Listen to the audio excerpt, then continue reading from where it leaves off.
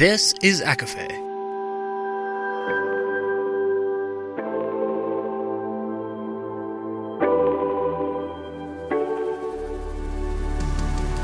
Laura Marie and Jessica Marie proudly present A Court of Fandoms and Exploration, a podcast. Fair warning, everything the hosts say is explicit, full of spoilers and adult content and shall not be used against them. They have opinions. Let's try not to drag anyone for expressing themselves and just have fun for an hour. We all deserve it. This episode does not contain spoilers, but does mention ACOTAR, the Folk of the Air, Red Queen, and the Oleander Sword. For full list, please see show notes.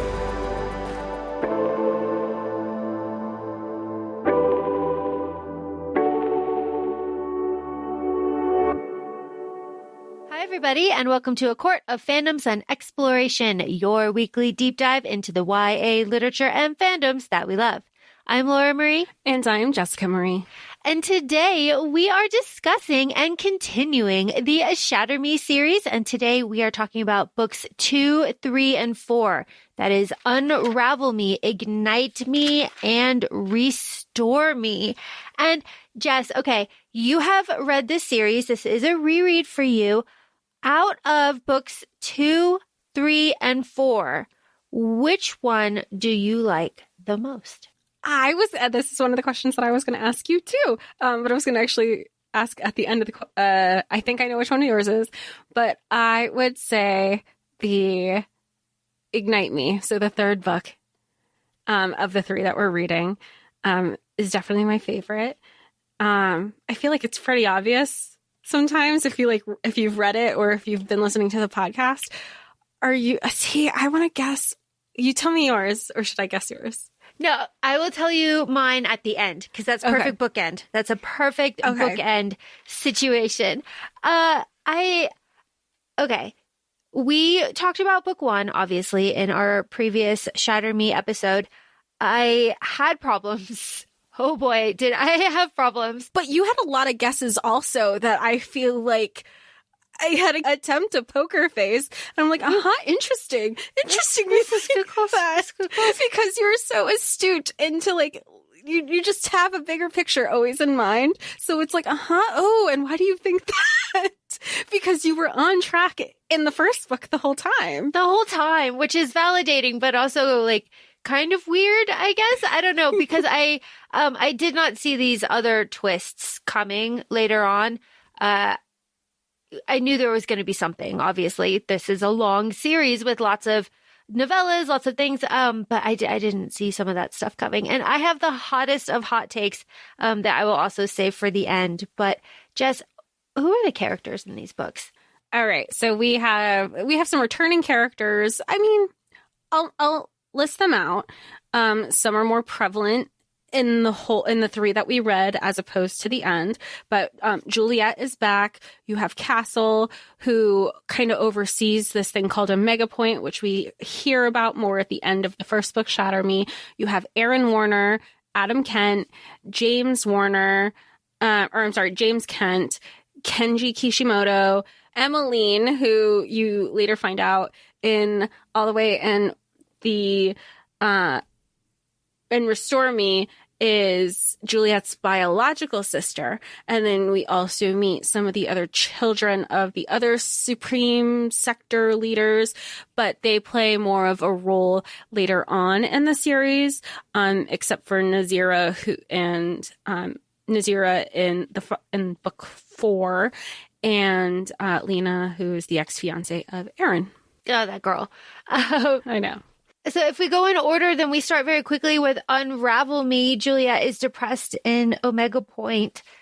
My note for this entire book, the entire book is Kenji is finally yelling at Juliette for being a depressed and moping piece of shit. And I am here for it. Thank God this book is over. That is my note for this whole book. And you know, she is a depressed, like, wet rag this whole time, more or less. And she just fights. She fights a lot. She fights a lot with Adam. She just is like miserable. One of my other favorite things here is that Adam runs hot whenever they're like making out or whatever. And I was just like, good, die. Like, I hope you're getting sick. Like, I hope this is terrible for you. You're just the worst like person. Gosh. See, I remember reading it. Well, I'm trying to think. The first time that I read this, I was going back and forth because they were just whatever was available at the library. And I can't remember if we mentioned it in the first episode, but I was coming off the ACOFAE high. I needed something. I had just finished the Folk of the Air series. I still need, this is like, you exposed me to fantasy and I took off running. Like, I didn't want, nothing else is going to work for me. So then I was between this and the Red Queen. Full disclosure, I completely DNF'd that series after 2 books. Not my cup of tea. It's, everybody has their own thing. But I got sucked into Shatter Me, the series. By book 2, book 3, I remember, this is like, I read it in 2020, so we were still like super, locked down. I was like, oh my God, I feel like I am reading an ACOTAR fanfic, like high school AU. I was like, Adam is totally giving me Reese vibes. Not Adam. Aaron is giving me Reese vibes. Adam Kent is totally Tamlin. And I pulled some quotes for examples for this episode. I go, Juliette is like high school Feyre. Kenji is the Cassian who's like just everybody's like favorite, like the Cassian that we have known and created in the book talk community and book community. So I was like, I was in. They were like best friends. I was just like, this is giving me all my fanfic feels. It made me so excited. However, rereading this, I had some questionable things. Kenji, you're all about like, oh, she's my best friend, but let me sexualize her every chance I get. Or when she was using her powers and exerting, she's like, oh my God, Kenji's like having a mental breakdown, which is fine. Like everybody's going through it right now. She picks him up and he's like, yeah, I have a great view of your ass from that. I was like, I have guy friends. If any of my guy friends just said that to me, there is no way you're my best friend because you shouldn't even be looking at me like that. 1,000% agree. And then he's like, oh, she's like a sister. I'm pretty sure you don't look at your sister like that unless this is a Game of Thrones situation. So no. When I was doing my reread, I was like, let me try to like look at this a little bit more critically, the way Laura would, and boy, was it different, but not in a bad way. I still was like this heavy on the ACOTAR fanfic AU. I could absolutely see that now that you're saying that out loud. Absolutely. It's like ACOTAR with like parents, right? Because you got Castle in there. Yes. And I say it only because I remember one time I read an Felicity fanfic many moons ago, 2014, and it was like a high school AU, and Felicity and Oliver and Tommy and Laurel, they were all in high school, and it was still to this day one of my favorite Felicity fanfics. Oh, love. I love that. I bet it's really good too if you remember it to this day. I bet it is really good. If I knew the name, I'd put it out there. Tell me about the plot in Unravel Me. As far as I can tell, it is just Juliette getting captured a couple times, at least once, and being shot in the chest and crippling Warner's dad. And then in between those plot points are like very deep feelings. Lots of deep feelings. I feel like this sounds so stupid. Book 1 felt like, in hindsight, book 1 feels very much like a prologue, where book 2 feels like this is what sets up the whole series, because Juliette has escaped her imprisonment from the reestablishment, which was discussed in book 1. And then this one is about, she leaves, she runs away, she finds shelter, they find Omega Point, and it's realizing that there are other people with quote unquote like not magical beings, but that have powers like her, and trying to kind of understand her powers a little bit more. And that's where you find Omega Point, where you're finding there's this whole resistance that wants to, like in most dystopian novels, like take down this government that's shitty, So it's laying that foundation for the bigger politics of the story. Like how how everybody works together and everybody's forte and how that's going to help them progress and what happens. But then at the end of book 2, that, that infrastructure is completely destroyed, where there's only like 9 people left. My brain is sticking on Shatter Me should be a prequel, because you're absolutely right. Now that you have like shifted that in my head, it makes complete sense, because like Unravel Me is not like a book 2 situation to me. It's like a book 1 situation, because afterwards you're like, okay, let's go. And then, wow. Yes. Excellent observation. Because remember, like, even in our, like, when we discussed about it in our first episode, you even said, you're like, I'm just getting a lot of internal thoughts, which is what it was. I mean, we both read this through the audio version. This series, we've read both, we've both reread it at this time, and both times we read it through audio. So you hear the scratching and the diary and the internal thoughts, and you go back and forth. That was all book 1. You still get that later in the series and continues, but all of book 1 was she was isolated. She was young.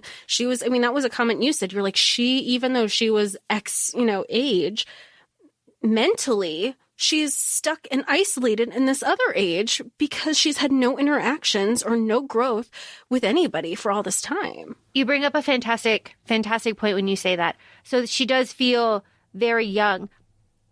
This series to me feels very old. Does that make sense? This feels like a series that was written, to me, this is my opinion, in the 2000s. This feels like it was written in the height of all of that, and it was written in the 2000s. So I asked our very own Jessica Marie the dates on some of these. And just to confirm some of the dates, Unravel Me is 2013, so this is not where I expected it to be. It is a decade younger than I expected it to be, which I'm only bringing up because we have just gone through 4 books now of Daughters of the Moon, and that series still feels 1,000% like relevant and modern in a strange way. And I understand that this is a dystopian, but it just feels like it was written way later. Like are you imagining it with the releases of The Hunger Games and Divergent, all of that, because it fits like so nicely into that slot. Right. And likely, I don't know anything personally about the author. It could have been written there, but, like with all things and projects and trajectories and publishing in general, it could have been like, let's move it, let's extend it, or things with publishing, like editing takes time. Not everybody, not everything is as rapid as, you people can pump out books yearly. That's not always the case. I mean, and we know that because the publishing dates that Laura was referring to, there's a gap between Ignite Me and that was released in 2014 and then Restore Me in 2018. And the final novella was only released in 2021. I think I'm making this connection just that it feels like so much older to me, because I feel like if I had read this during that boom, I would have been younger, obviously. But I do feel like I would have appreciated it a little more. Like I would have been a little bit more like, okay. But as it is, I cannot stand Juliette. I cannot stand her. Do you think you could have stood her if you read it when you were younger, though? Yeah, sure, because I was stupider. Like, I was dumb. So some of this shit I would have been more wrapped up in her feelings the way that she is wrapped up in her feelings. Meanwhile, I am just on Warner's side with, running the fucking country. So that's where I'm at. And so, specifically in Restore Me, when Juliette's like, what do you mean? What do you mean someone reads my mail? Just like, I'm sorry. Didn't we talk about this in the Oleander Sword too? Where we were like, "You're reading my mail?" She's like, "No, I am reading the priestess." Yeah. She was like, "How do you know that?" And Castle's like, "You dumb fucking little girl," because he's like frustrated with her that whole book. He's just like, everyone reads your mail. You run a continent. Like, what is wrong with you? I just oh my God, that okay. All of Restore Me is just like, I just want to like pop. I just can't.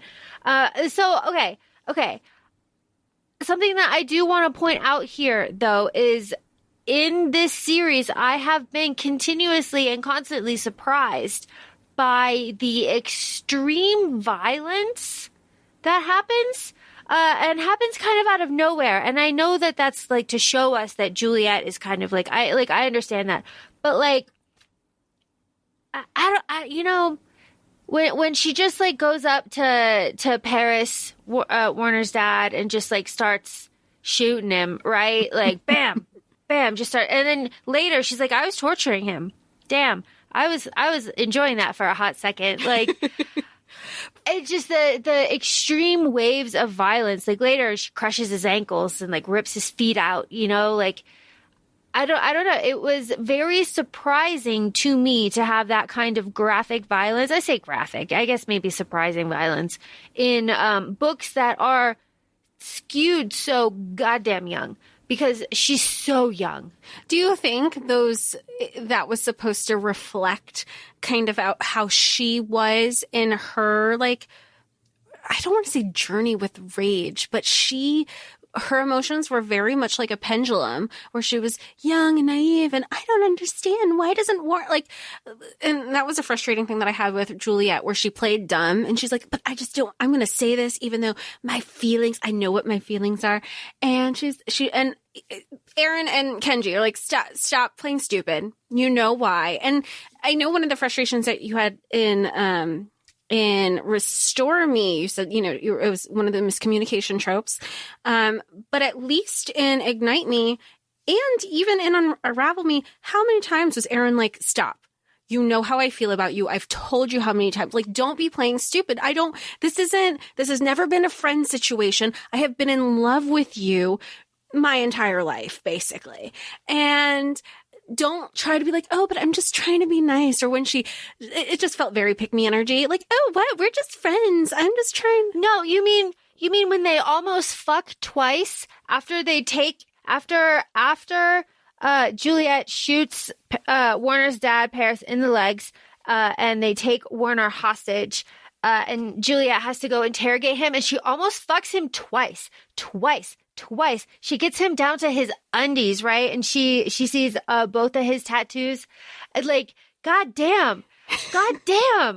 I honestly, Warner is a saint. And that's not to say that we can't change our minds. That's not what this is about. That's not what this is. But to do that and then to say, oh, I don't like you, or what? You really like me like that? Like, really?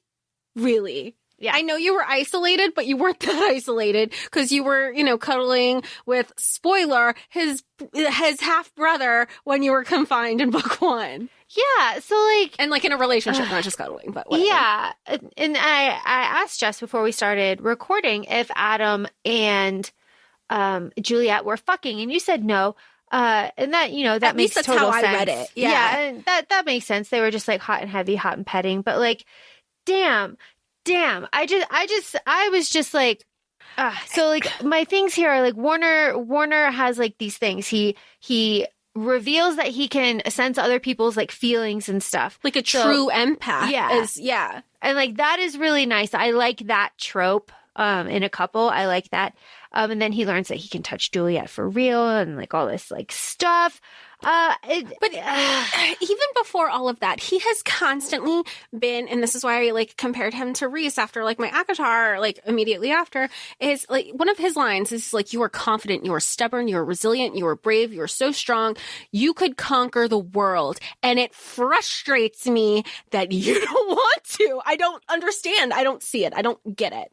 Like, Yes. bestie, same.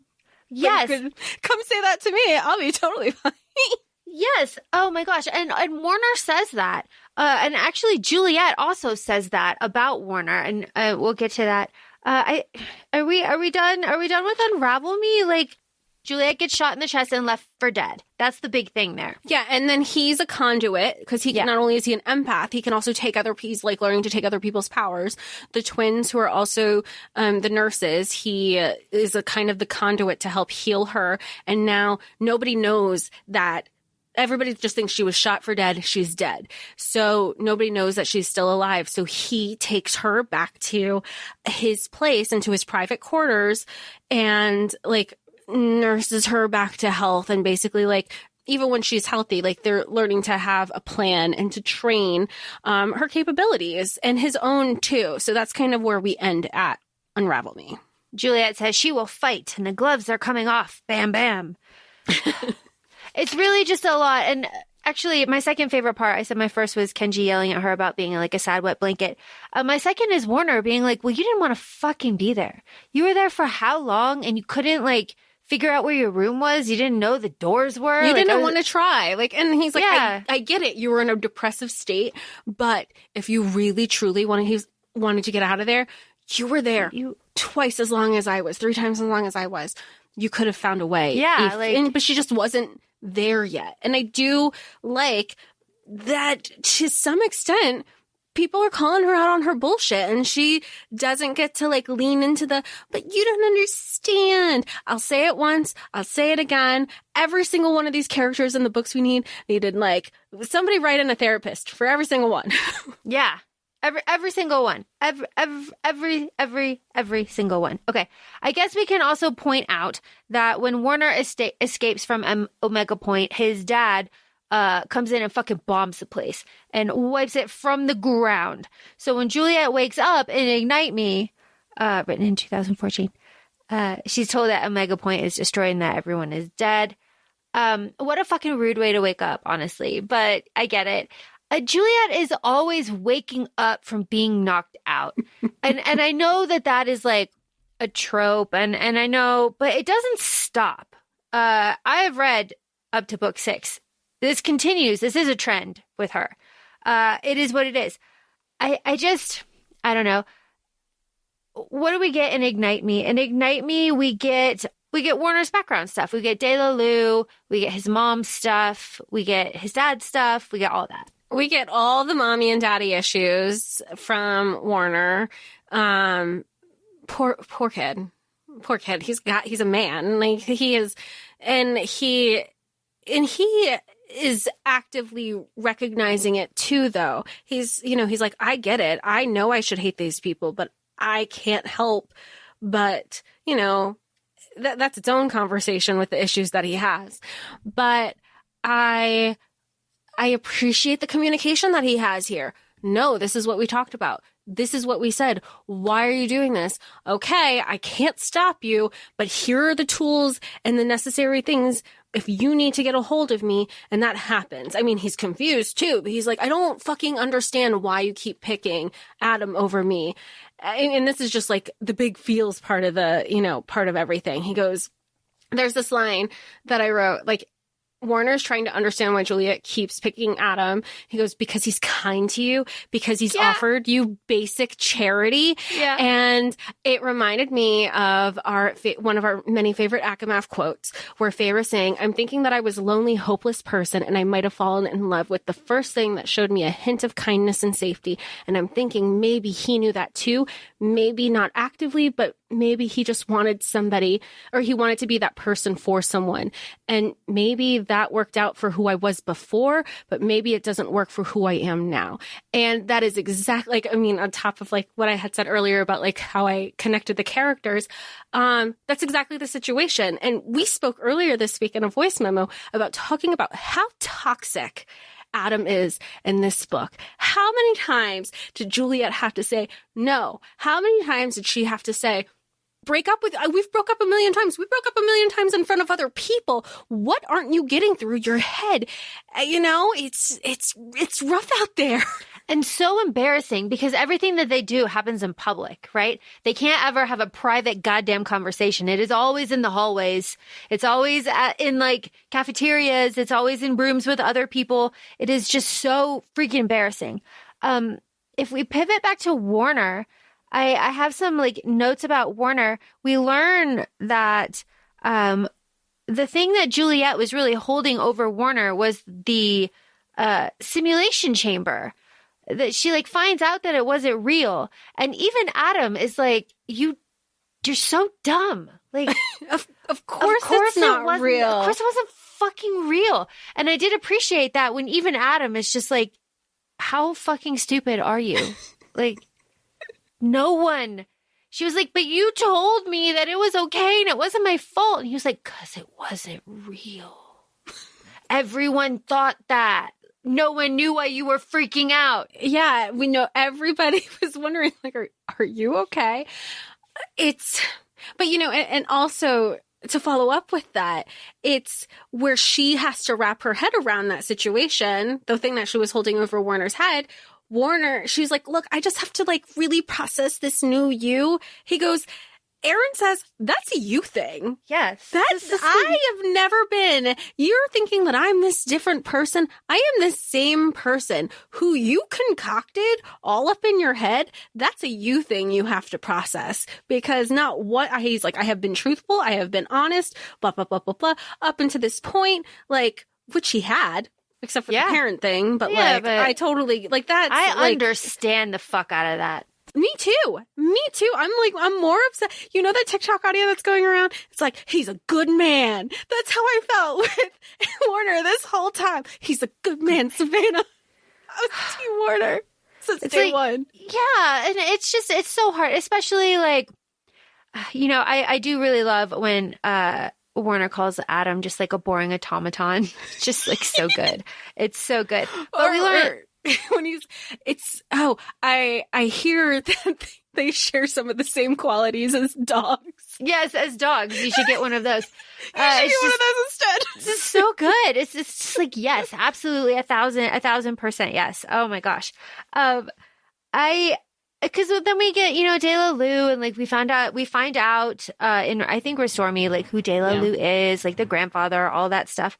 Castle. They're talking about, Warner talks to Juliette about Castle and says that like Castle was not the right leader, right? Like they needed somebody. Castle was too soft. He was like including everybody. And no, absolutely. He wasn't the type of leader. He was trying to be too inclusive and making everybody happy. And Warner's like, that's not what it's going to take to run a freaking country or sector. Yeah, you need to make like the hard decisions. But then it's like my note here is like, but Juliette is the leader that we need. Are you shitting me? Which is what made me like this reread. I definitely picked up on asking myself that because again, like I was just like, you know, sometimes you just read things just to read them. Doesn't mean you're actually processing all the time. The second time when Castle asks, she goes, I will take him down and then I will be the supreme commander. And Castle says, cool. But how are you going to do that? How? And what makes what you're doing any different than what all these other people just did to assign themselves in their roles? Yeah. How? And that I was like, ooh, Castle, you got a point. You got a point. But like Juliette is just like so, but you know, we get that in the next book, but she's just like so underqualified, but it is what it is. But she won't freaking shut up about Omega Point, and she kind of like just like bullies Warner into it. He's like, fine, God, okay. They like sneak her out about like getting them to stay at his gym. Well, just like getting out to Omega Point in the first place, being like, no, there's people out there, and he's like, there really fucking isn't. And she's like, no, I promise there are. And he's like, but there isn't. There really fucking isn't. And then he brings her out there. And she's like, oh, there really isn't. Oh, there really isn't. And then it just so happens like Kenji's there because he's invisible. But that girl has that man wrapped around like her little... She doesn't need to exert much effort for him to say yes. Like, Oh even my when gosh. they get some, like, steamy, I say steamier in air quotes, scenes in Restore Me, he's like, fuck, you're making this really okay. Okay. So wait, Kenji takes Juliette, like, back to Adam's, because they sang at Adam's house. And, Yeah, they're saying that we know from book 1 where they had, Adam and Juliette and his brother James, they had all, met there. And so there were 100 people at Omega Point, and now there's 9, just 9 left. Everybody's dead. It's, I wrote down the names, but I didn't catch 2 of them. It's Girl, Lily, Castle, Winston, James, Kenji, Guy, Adam, Guy. Brandon and Winston? And Ian, I think. Oh, yeah, there's Ian. Yeah. So I tried. But this whole fight situation here, my note says Adam screams, and then he calls her insane, which is just like the lowest of low blows that you could possibly say to her. And that's what gets Kenji to yell at Adam. But I was just like flabbergasted. I'm glad that Kenji stepped in as much as he did with Adam's low blows. I was happier when I thought you were dead. It was so much easier. I was like, ooh, like, and then to get pissed, like, he's getting pissed about everything Juliette's doing, but has no right to be getting pissed about it. Yeah, absolutely none. Absolutely none. And he does, like, admit that later on, like, that he was the problem here. But, like, again, this is in front of, like, 9 other people. Like, everyone can hear you. It's just, like, Adam is just a messy bitch that lives for drama, and he just cannot have a private fight. I swear to God. Well, and she tries multiple times, like, hey, let's just take this somewhere else. And even when they do, he needs to be raising his voice. I don't know. Adam is not somebody I would worry. I would never think he would lay a hand on me. Granted, he did with Juliette, where she was like, get your fucking hand off me, when he was grabbing her forearm. But he strikes me as the person who I would be scared of in a fight in my room and would punch the wall that's like right next to your head. Like that would terrify. Like this fight gave me a lot of that energy. And I was like, I don't feel safe. Yeah. Like, Juliette might be stupid, but I do not feel safe for her right now. Yeah. And to know that he's like in charge of like his little brother and stuff is just like, ugh. My next note is Juliette begs Warner to save her friends, and he puts them on base. Adam comes later and yells and yells and yells. I will say, remember she had that little tapper to be like, he's like, look, I gotta get back and do my shit. Like, I have a whole sector to run, but here's like your, in case of emergency, it's like a pager, button. yeah. Yeah. And he was very much, and she just like shut down when everything was happening with it. And she just like, everyone's like, are you okay, Juliette? And she's just like clicking the button. Yeah, he was there. He was like, what do you want? And it's that moment where everybody's like, what the hell are we watching? What like, he is has that? Emotions. He's not a robot. Like, what is happening? I know they said they're not dating, but I don't know. This is a little too intense to not be dating. This is a lot of feels going on. But I love that moment. Not that she needed a savior, but she was just like, she's still in that interim of realizing she can be her own savior. And I really do appreciate where she's like, she knew to save herself, she needed a physical way to get out of there. And he was the only way. Yeah. Yeah. And it did show everybody that there is this different side of Warner. And we like that. We like that very much. At least I do. Because then right after this, like Warner breaks down at his mom's. Right? Like his mom dies and like Kenji's out there and like he drops off Juliette and Kenji and he just like doesn't come back to pick them up, and like Juliette goes to look for them and like Kenji admits later that he saw them. Very, very emotional. I really love Warner, and I love his kind of growth as a character. And this is just from books 1 through whatever this is up to this point. I haven't read the novellas. 4, I will die on that hill. I haven't read them, but when everybody gets to the training facility and Juliette does start like training and she starts like, like doing rocks and everything, and it finally fucking occurs to her to just like turn off her power. Did she I can't remember. did she realize that she was able to turn it off before? No, I think it just like hit her. Like I thought it, because I honestly thought it was just like, you know, like electricity, like a constant stream that's kind of always going through you. So that's why I could understand where she was like, wait a second. If Kenji can turn it on and off, and if this person can turn, like, who's to say I can't?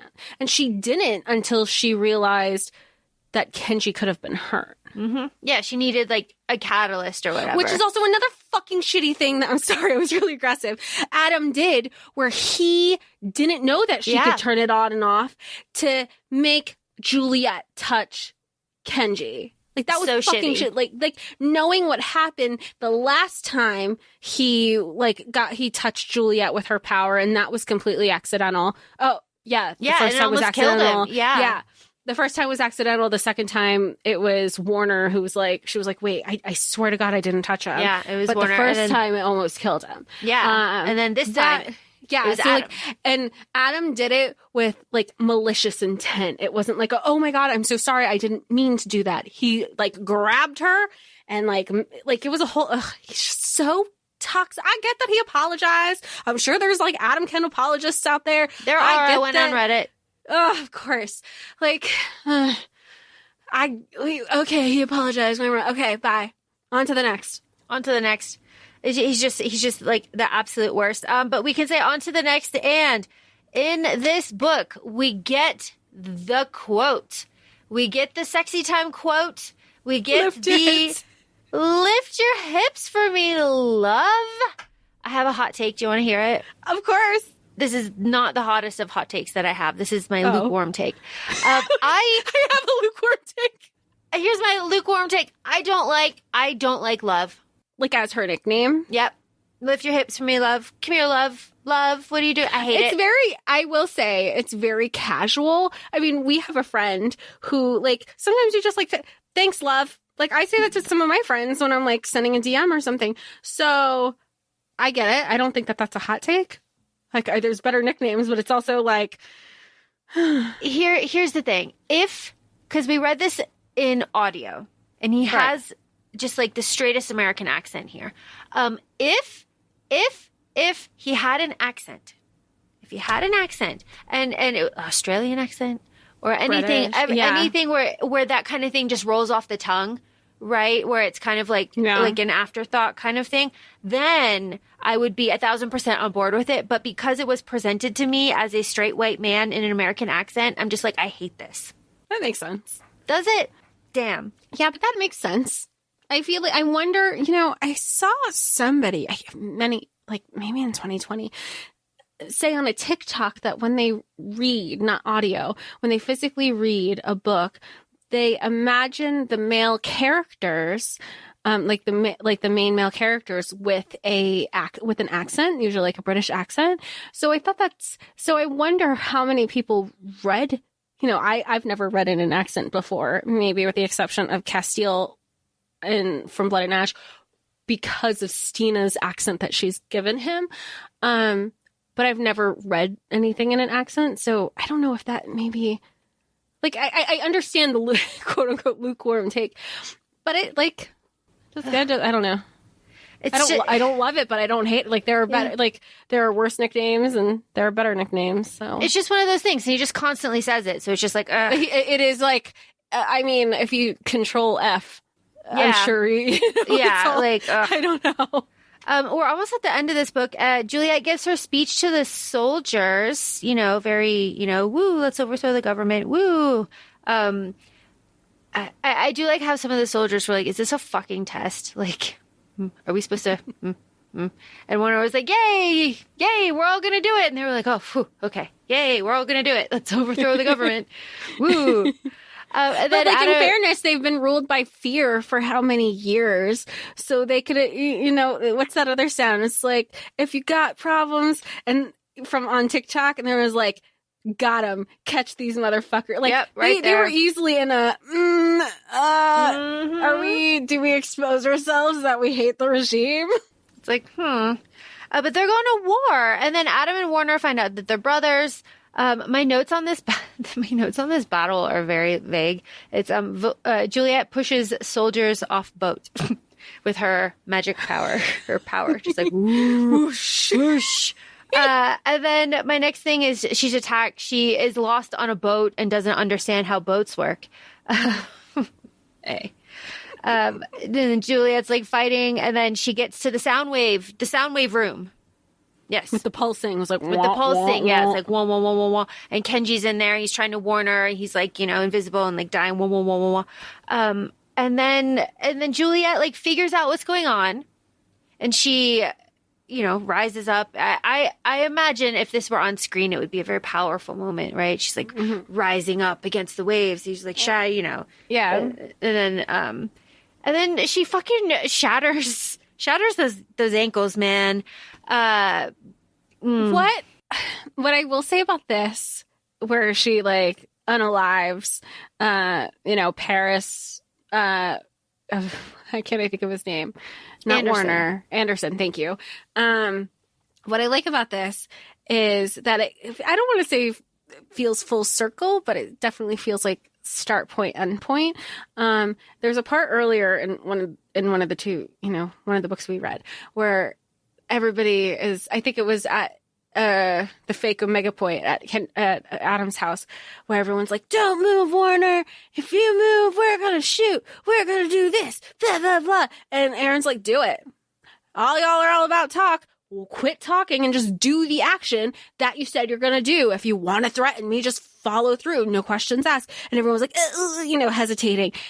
Now we have this with his father, and Juliette's already like busted his kneecaps before. Here he is, still alive because he shot her. Like, she knows he's still alive, and so she's like out for retribution again. And then she was like, no questions asked. It was like bang bang, done. Yeah, 2 right in the head. I appreciate that, right? Like there was no like, you need to do this. She's like, I'm done with these fucking games. Yeah, go get die. Get my friends. All y'all are done. No. I really appreciate it. I was like, finally, done with the fucking talking. Yeah, and then she announces it, and like she's the new Supreme Commander, and like that's how that book ends. And then the last book that we have here is Restore Me, that came out in 2018.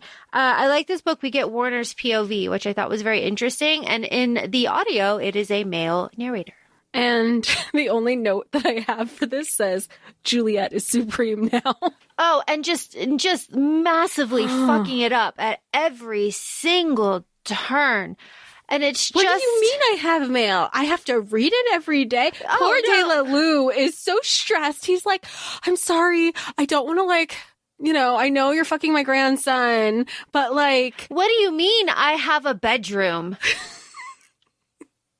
But you have like a lot of correspondences, 3,333 people to answer to. And she's like, what? I can't just do training montages all the time? Yeah. I can't just I can't just do morning walkies with my friend and then afternoon fuckies with my boyfriend. Like, I can't just do that. No, you have to run a goddamn, like, oh my God. You wanted this. Now put the work in. But like, I do understand that she has regrets, right? Like, she has regrets, and she does vocalize her regrets. At least in her head, to us, the reader, she vocalizes her regrets. I was not ever expecting this book to open up with Warner having to like shave his head and Kenji fucking up his hair. So here's my hot take. Ooh, I love another one. From this book on, I cannot stand Kenji. Okay. Ooh. From Restore Me on. He has moments where he's fine, very emotional moments, whatever. But like, I cannot. He is from Restore Me on. He becomes the densest, most oblivious, rudest. Yeah, they kind of dumbed him down a lot, right? Yeah, like rude and just like, for example, I would have hit him in the dinner with Nazira and Hader talking about the headscarf. Like, I understand what that is and what that scene is, what it represents. Like, I understand. But Kenji as the character to do all of that, it is just like, what happened to him? Right. Like, and I also understand that he's like dumb in love. I get that too, because there's the parallel with Juliette being dumb in love. I understand that too, but it's just and he like, makes the comment of like, what, I can't have happiness too, like in this like moment of sincerity.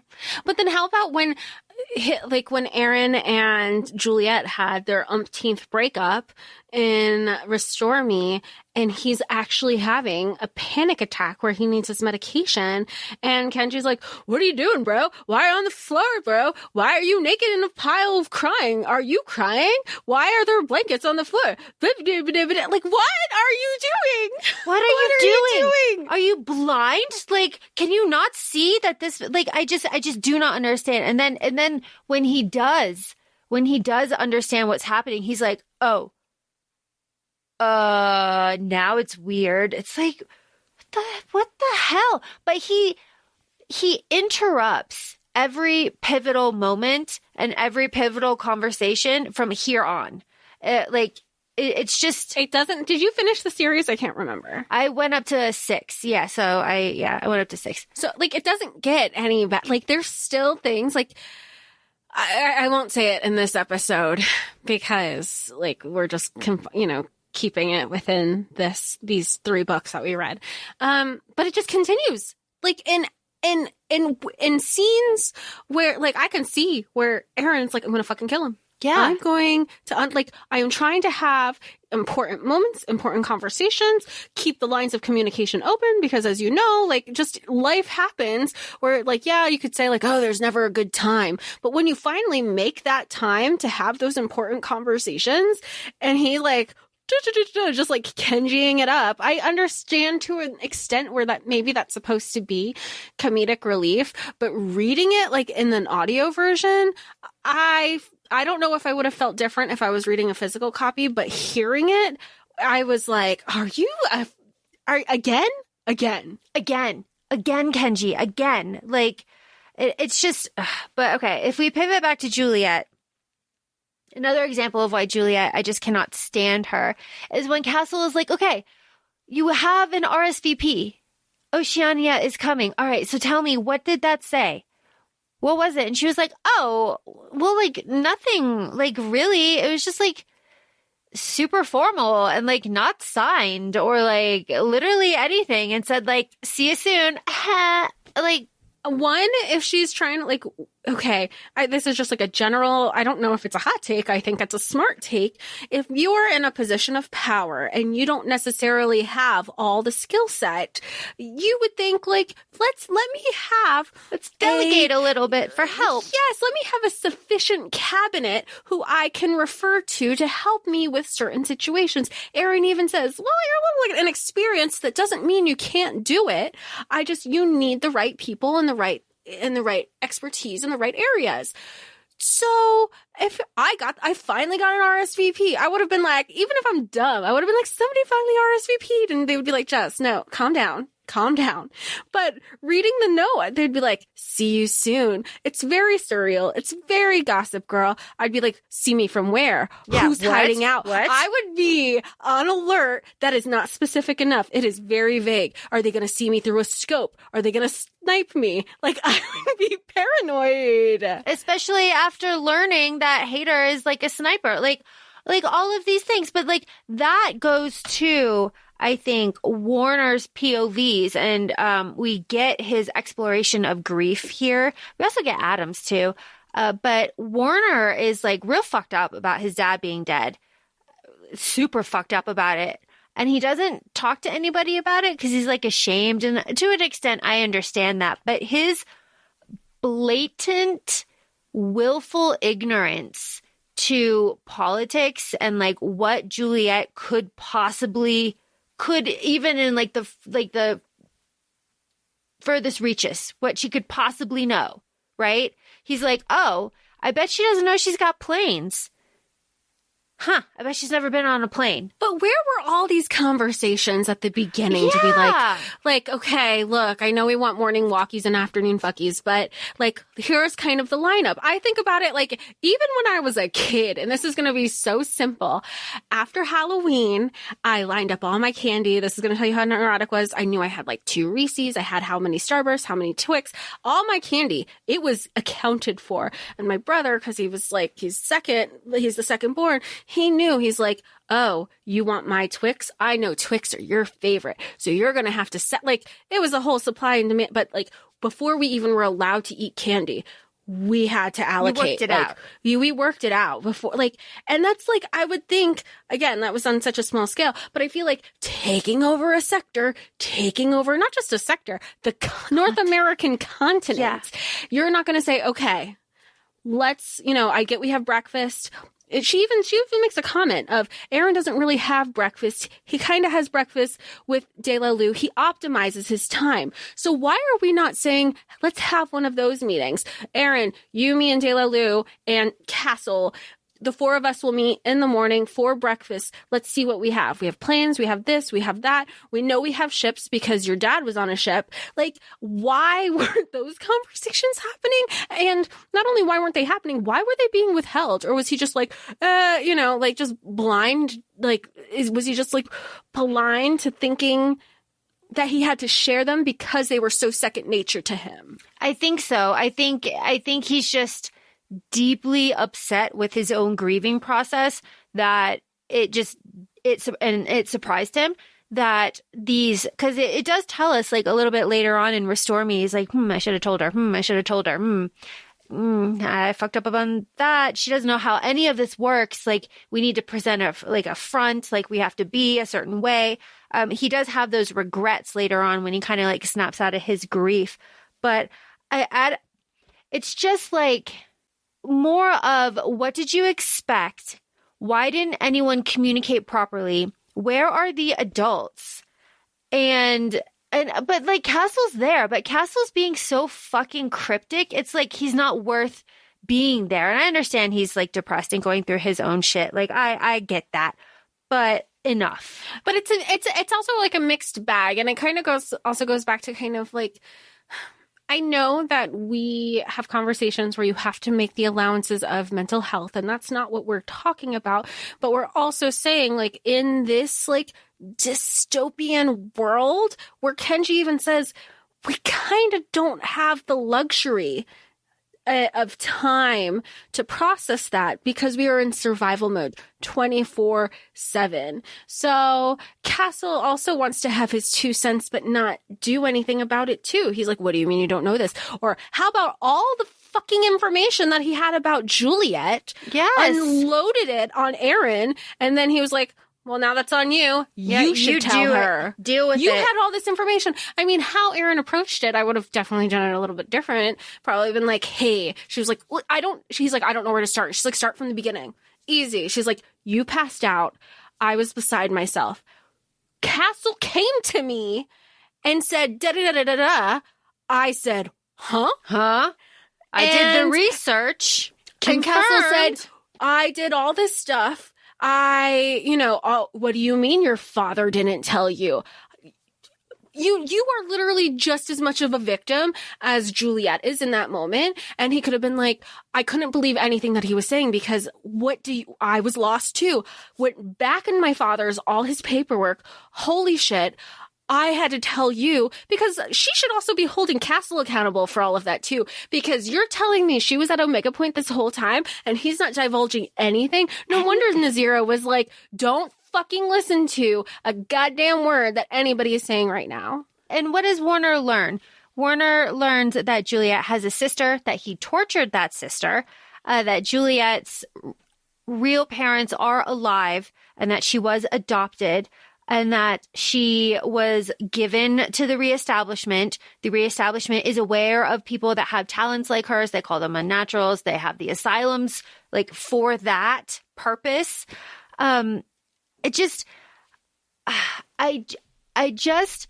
can excuse Aaron not telling Juliette about a lot of stuff. but I cannot and will not excuse the symposium. What the fuck? Oh.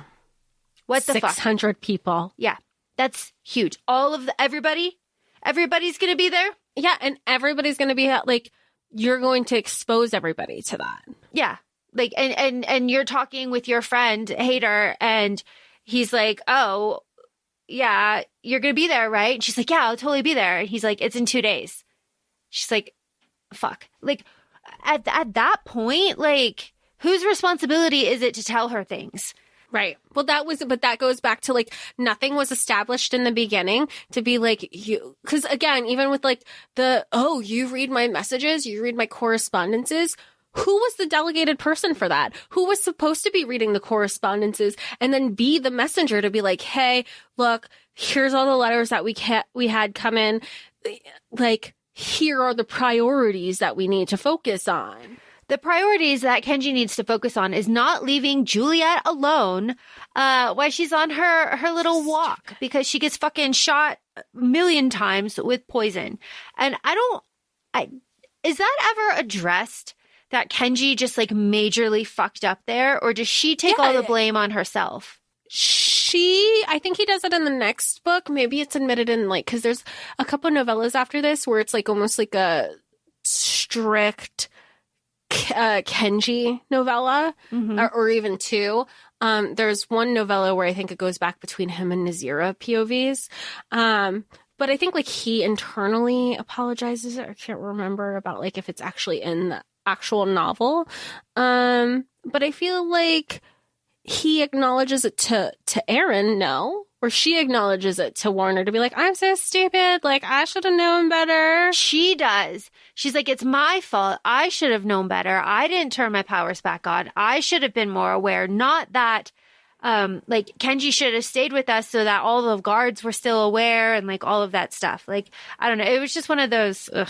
I think everybody was kind of stupid also in that part because, okay, Kenji could have left and been like, I'll leave you, but turn your powers back on. Yeah. But that's also, like, not for, like, that's not his, yeah. And also, like, she is just as stupid to be like, you are in a position of power now? So, like, what made you think that nobody was going to be after you?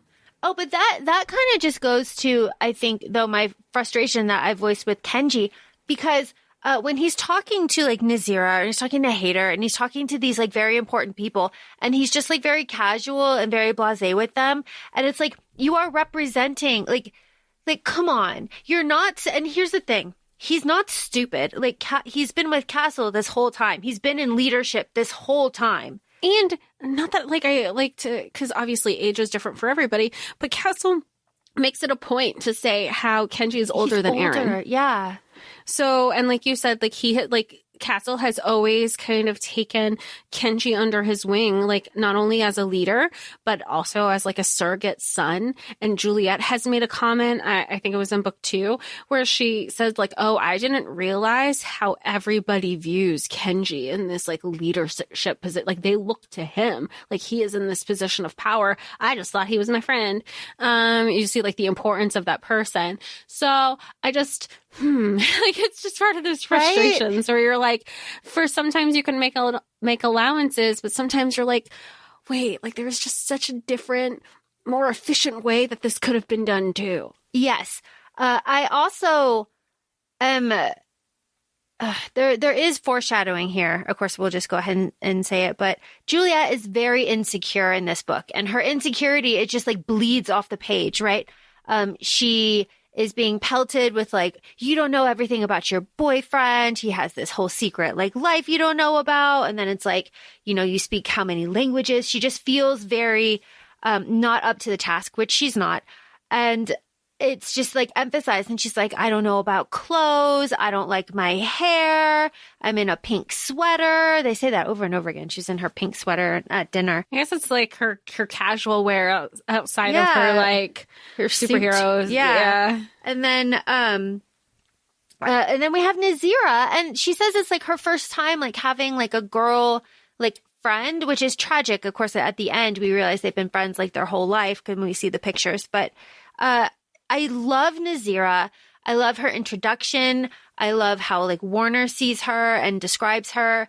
I like how she has her powers and she is just like using them and she's trying. It is very clear that Nazira knows so much more than Juliette and also more than Warner at this point. And she's trying very hard to keep it all she clearly, I mean, we know that from the foreshadowing and we won't go into the other books right now. But she's clearly more attuned to things than other, because obviously like Aaron didn't know certain things. We already have a small fraction of Castle sharing with Warner about how Juliette's memory was constantly erased and like switched out with false memories. So like her mind has been fucked with like since she was 5 basically. But even like she admired Nazira since she first met her, not in an intimidated way, but you can tell she was like what it would have been like to have a strong female presence in my life, because it wasn't going to be my piece of shit biological parents or my adoptive parents. Something else that really, really got to me was that it is stated very clearly that from the point that Juliette wakes up after being shot, she has brain damage. She is having hallucinations, right? Like the sun is not in that room when she wakes up. It's just like blindingly bright. And the girls, the healing girls, I forget their names right now. The girls, they say that everyone calls them the girls, tell her like, yo, you really shouldn't get up. You need to like, stay, we need to monitor you, like things are not quite right. And Juliette's like, yeah, peace, no, I'm leaving. You know, these hallucinations, they'll go away, right? They'll go away. It's fine. I understand denial, right? I understand denial. Denial's great. It's fine. It is a way of life. But at that point, like, who steps in? Do you know what I mean? Like, but nobody feels like they did that. Like it was always like, oh, it's just Juliette's world. We're just living in it. Checks and balances, right? Like when your leader starts acting insane. I don't disagree with you, but the way everybody like dances around Juliette and what Juliette says goes, like that's literally every time Juliette said something, it wasn't initially like, okay, Juliette says jump, they say how high, but you know, Juliette wanted to go see Omega Point. Warner was like, no. What do? They go see Omega Point. Juliette wants to go check on Warner in the house. Kenji says, no. And then she checks on him in the house. Juliette, every time and time again, like who's checking her? Nobody. And they're all kind of afraid of her, which, you know, at the end, I find very funny. But Jess, tell me about this. We're up to the G.I. Jane. Tell me about it. Tell me about G.I. Jane. I totally forgot. I texted you about it. She's drunk and she's just like, fuck all this. I broke up with my boyfriend and I missed my boyfriend and I moved nothing. into his dad's room. So fucking weird. I would have been like, you know what? I'm staying in your room. Yeah, you can take over that. Don't make it harder on me. Even though she's, again, like she's acting out. I do think she's lashing out to the person who's closest to her, which is, she's Aaron. And so he's just kind of he's in a shitty position. Like I make allowances for everything. Like I wouldn't have lashed out on him. Maybe like emotionally I'd be like, oh, fuck you. This is all your fault. And then I'm like, look, we're not breaking up. Like it's just me, like taking in a lot at once right now. She gets drunk and she's like, fuck this hair. And she just starts shaving it after she drank, like, what does Aaron say? Her body weight in whiskey. And she's never had 4 fingers of whiskey. And she's never touched alcohol her entire life. And she's having all like these, she's like, I've never, had a typical teenage experience. I'm going to drink and I'm going to shave my head. And I sent you the G.I. Jane chip. I was just like, oh my God, I totally forgot she did that. Yeah. And then Aaron's it's like, a whole moment. Yeah, and Kenji's like, both Kenji and Aaron are like, looks great. Good for you. But from a practicality standpoint, great. It's not in your way. It's not, it's like when Moana ties her hair up. It's like, oh, get the shit out of the way. She doesn't have to worry about that anymore. And we, the reader, don't have to worry about her bitching about it anymore. So that's excellent too, because she actually likes how she looks. This is her like transformational moment. She likes how she looks in the mirror, her eyes, like, right? There's like a big focus on her eyes. And Aaron, I like his POV. He's like, she's always been beautiful, but now she's like stunning. Now I'm struck speechless, just like all the lovely things we love men to say about us. Warner and Kenji have kind of bonded now that she's no longer like forcing them to be friends. Love that. I need to talk about the I Am Not Insane chapter. Oh, where it was just as intense as the Jude chapter. It was. And I feel like much longer. It felt like forever. So it's just a Juliette chapter. And throughout, I think, Restore Me, throughout this book in particular, we have a lot of excerpts of Juliette's journals from the asylum, a lot of chapters of just old entries that we read in Shatter Me 1. We're reading them again now, and that's kind of interesting. But we get a whole fucking chapter of I Am Not Insane, and you know, props to the voice actor here because she nailed it. She nailed it. Shade. And you can tell, like, in that moment, and this series has the same narrator for Juliette's portion of it, and obviously it's switched into a dual POV for Restore Me, has the same narrator the whole time. So, like, you've learned to, like, okay, this is Juliette's voice, and this, I mean, you can hear the despair in that journal entry of her trying to remind herself as she's in the asylum, I'm not insane. There's no reason for me to be here, because I can only imagine the thoughts that, or, you know, anybody who's in that situation to be like, this isn't me. I'm being here against my will. I'm really like tried to stay grounded through that whole situation. Yeah, it is quite something. The voice acting, incredible. There are a couple 15-second skips, though, to get through that. If you, are interested. All the Supreme kids show up. It's the day of the symposium. Juliette's hungover, whatever. She's like kind of like badass when she gets in there, right? She's like telling people what to do. She's finally asserting herself and showing Kenji specifically, how she wants to be like treated in front of people and like how to act and how to address her. And like, it's just not, and she does that by just like not engaging, which I appreciate. But then we're up to the speech. What the fuck is this? The first time I read this, I was shook to my core. Shook to my core at the level of violence, right? No spoilers for this, for what happens later on, but like, even the second time, knowing it was coming, when she like starts screaming, I was just like, damn. The reread, I knew it was coming because obviously this is the second time we've read it.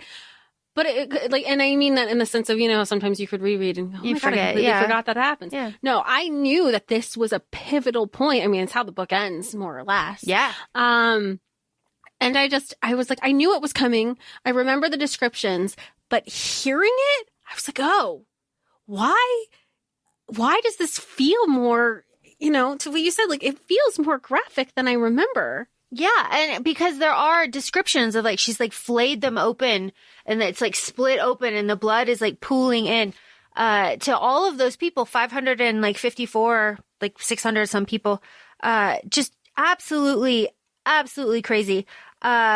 Very, very interesting. I do like the imagery of before she starts screaming where someone starts shooting at her and she just like starts peeling like bullets off of her. Oh, you know that would be so good on screen. So good on screen. But then she just like starts yelling and like then she just like starts screaming. She is fucking captured again, as you do, Juliette, as you do. And girl can't learn. She can't learn. But she does see like all her friends go down too, right? Like some of them get shot, some of them are captured. Yeah, no one was safe in there. No one was safe. And then we have a cut and the very end of the book, Juliette wakes up in New Zealand with her mom, which was her biological mom, who is the supreme commander of Oceania. And she wakes up in her old like childhood bedroom and she's cuffed. So her powers are off and she sees all these Polaroids and she finds out that her sister and Nazira and Warner, she knew Warner as a child. I'd like to see that picture because I bet he's like looking at her like longingly as she eats cake and she's just focused on cake because, fair. And then she passes out. Like that picture, now that we could see that we've gotten to the end of this book, that picture, that he has not just like been in love with her the second that like he came in contact with her, in the reestablishment, but his whole life. His whole life. Oh my gosh. And that is the end of that like book. She like passes out.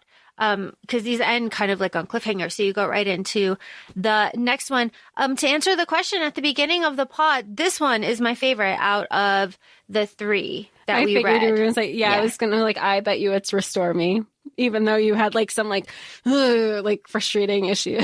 Yeah, because the plot was moving along. We have reveals, we have action, we have things happening, we have massive violence at the end, but a massive plot movement. It just felt like, and there's, I feel like it was also more politic heavy. Like each book has, and I will say there, even though we've, you said like, oh, if I read these books when I thought that they had come out, but there's something to be said because they also end on cliffhangers that you could just keep going right into them, which is really nice now. Which brings me to something that Jess and I were talking about before we started recording. I was saying like, why am I like this? Why do I want like first edition like signed copies of these? Because I don't love this series. But I discovered during that conversation, and I wrote it down, I like this series because I like the potential that I see there. I can see where you could like flush it out and really have something wonderful. And that is me saying that not reading the novellas just because like, I need to be convinced. But you've read the series more or less, not including the novellas, which was the first, because we usually say like if the author writes it, we should read it. Do you feel that up until this point that you're lost? Do you feel like, no, I don't need, I'm not trying to convince you to read the novellas. I feel like, do you still understand everything? Because some of the novellas, like the Kenji one, like I enjoyed reading it because I remember I was like, oh, I was like, Kenji is, Cassian in high school kind of thing. So I was like, in my head, I'm like, I'm getting more AU Cassian. I read a lot of this as like, of ACOTAR fanfic, and maybe that wasn't the intention of the writer. I'm sure it wasn't, but where I was at my fantasy journey is how I kind of approached everything. No, I'm not lost. Like Kenji has a tragic backstory. I learned all about that because he told Juliette about it because Juliette wouldn't know about it unless they had that conversation. Right. So and honestly, I am just not interested in any like flushed out version because I'm so frustrated with him, specifically just Kenji, specifically. But the other stuff, no, I'm not really lost. And I don't think they add, like, I can't sit here and say if you read the novellas, you'd be less frustrated. No, because honestly, the last novella I read, I was going to like, I want to strangle him a lot of the times. But I was like, are you fucking kidding me? I mean, every single time something happens, I am like, how has Warner not beat your ass yet? Like, just shut up. Just let me unalive you. Get out of my life. Like, he is once again, better person than I am. Because I would have snapped at some point. Yeah. I would have snapped at some point. It is quite something. It is quite something. So no, I'm not lost. Yes, I understand the plot. It is what it is. Maybe one day. I'll save that because no spoilers. We're only into 3 and 4. I'll talk about 5 and 6, whenever we cover 5 and 6, but, I enjoy these. These are fun. This is not something that I would read again for pleasure because there's no pleasure to be had here. It's just a fun running, story on cliffhangers with a frustrating female MC. But it is. Could you see it be made like to the screen? Yeah, but I don't.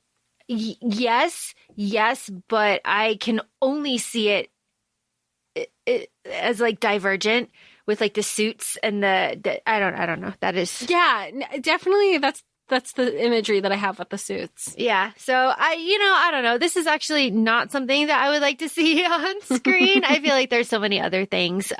So many others. So many other But that things. doesn't mean that but there are certain things that get picked up on screen and you're like, you picked that over this. So Yeah. If this were on like, I don't know.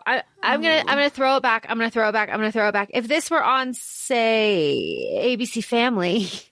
Oh, Do you know what I'm saying? I can't even say Freeform because I feel like Freeform has shifted their demographic A little bit, audience. Yeah. You know what I'm saying? Like, yeah, I totally could see the ABC Family. something along Because it also feels like you could make it like a family. Yeah, and it's skewed young. So, Yeah. And maybe just like cut down on the graphic, surprising violence that's in there. Which wouldn't be on TV anyway. Yeah, so unless it was like a certain a paid network kind of thing, but that's not what this is what we're talking about. So. Yeah. So I have to say, thank you very much, Jess, for introducing me to these. I never would have read these. Never, ever, ever would have read these. But I am so excited to talk about them with you. And I am so excited to finish this journey. And I really love tackling like the meat of this story right here. Very fun. And thanks to the listeners for suggesting that we cover it in the podcast too. There's so many books out there and so much content that sometimes we're like, wait, which way and direction do we lean? Because not everything, obviously, like we read so much and we also read different books from each other. So it's always nice to be like, wait, do we cover this? Do we not? And then when we hear from you all saying like, wait, maybe you should have you considered covering it yet? And we're like, we actually were talking about that. So thank you for that also. But always feel free to follow us and reach out to us on Instagram, ACOFAE Podcast. We're also both on TikTok, ACOFAE Laura and ACOFAE Jessica. And if you feel so kind to leave us some positive 5-star reviews on your listening platforms, we'd be so ever grateful. Thanks so much, and we'll talk to y'all soon. Bye. Bye.